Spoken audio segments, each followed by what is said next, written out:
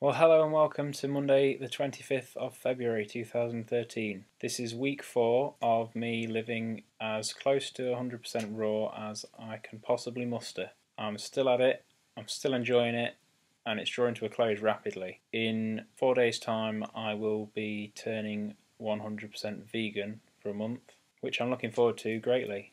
I've learned some very big lessons this month about myself and my beliefs. First things first though, we've got to look through some more awful pictures of food. Here's what I've been eating this week. Huge boxes of mixed salad to create lettuce wraps with is still very much the order of the day, but I've been stretching them further and further, putting my trail mix nuts and seeds in and tahini to make these little cluster bombs, which are beautiful.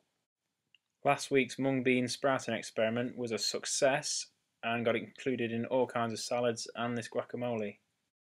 My answer to a raw breakfast is chia seeds left to soak in raw milk with cinnamon. This week's exciting raw recipe saw me take raw almond butter, crushed almonds and walnuts, dates, ground ginger, shredded coconut to create these filling truffle-like treats. I think that's all the food pictures I've got to show you this week. I'm really enjoying eating raw food. I'm enjoying preparing it now. I enjoy thinking, oh yeah, I'm going to eat this tomorrow and it's going to be beautiful, it's going to make me feel good inside. And that's been exciting me. So looking forward to vegan, I think I still want to keep raw as a big part of my diet, definitely. It may just take some of the pressure off going fully raw so that I'm allowed to have the cup of tea at work and I'm allowed to go and buy some nice bread that isn't going to be totally processed, so it'll leave me feeling good. And that's exciting. I think it's going to be good fun. I think as much as I'd like to encourage others to certainly try going raw, or at least add more raw food into the diet, just small steps like, rather than taking that meaty sandwich to work, take a big chunky salad and mix it up with nuts and fruit and seeds, and it's not got to be boring, it can be as interesting as you make it. The more exciting it gets, the better you feel eating it. I've been sitting down at work and it's been cold outside and I sit down and I tuck into this huge cluster of goodness inside this lettuce leaf. My taste buds are just like,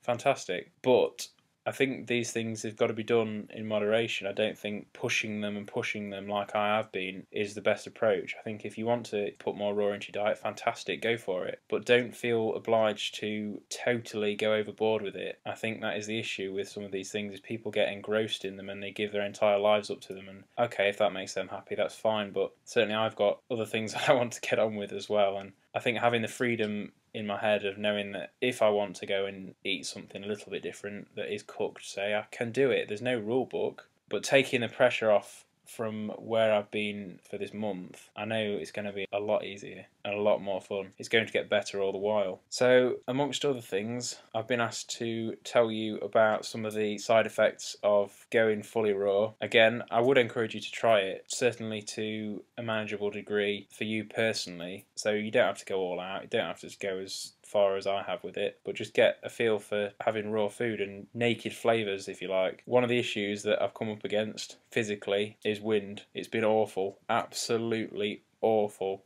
to the point that I'm very embarrassed to admit, but my partner's woke me up 2 nights in a row punching me, saying that is disgusting, what is wrong with you? And that's been putting a strain on my life. I'll be honest, putting a strain on my relationship is disgusting. Yeah, I've not got anything good to say about the wind issue. I don't know, maybe it's just the sheer amounts of kale that I've been ingesting due to my overload when I purchased some. I don't know. It's something to keep in mind though. That and bowel movements. Just for a more embarrassing topic, within a week of being fully raw, I noticed that my waist was bright green, which for me is awesome because I love green. I think that's great, but it's a bit freaky and it might scare some people. I don't know, each their own, I guess. Fortunately, we don't live in Amsterdam and we don't have to look at our waist every time we've been to the toilet. Right, I'm going to stop talking about that now. The other thing to keep in mind is eating socially. That has been a struggle. I've literally not been out and eaten anywhere else other than home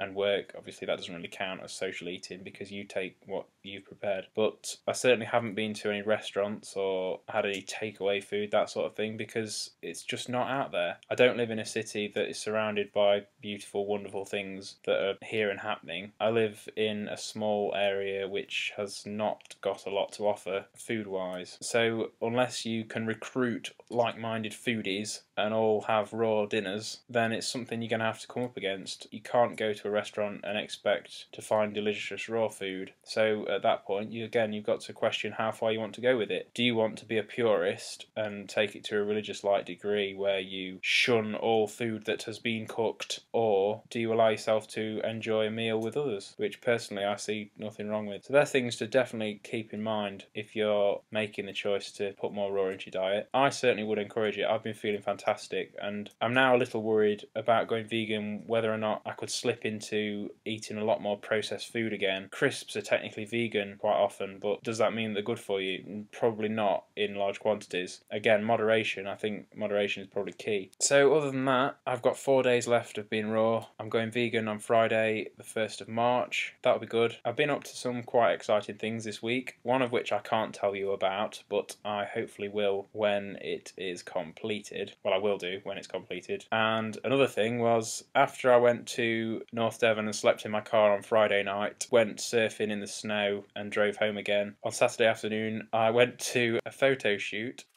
for a magazine article that Steph Hafferty is writing about all-natural bug and pest sprays for in the garden. So this was quite a bizarre experience for both me and Holly, but enjoyable. Much carnage ensued and there was a good amount of banter, so it was all good fun. I even proved that I'm totally incapable of screwing a lid on a jar. What I came home with was a solution made from soap wort to clean my dreadlocks with, so that's cool. So that's it. I'm going to be famous. Whoop-de-doo. Yeah, right, whatever. Anyway, thank you for being here. I will see you, hopefully, if you want to see me, that is, on Monday the 4th of March. Have a great week. Goodbye.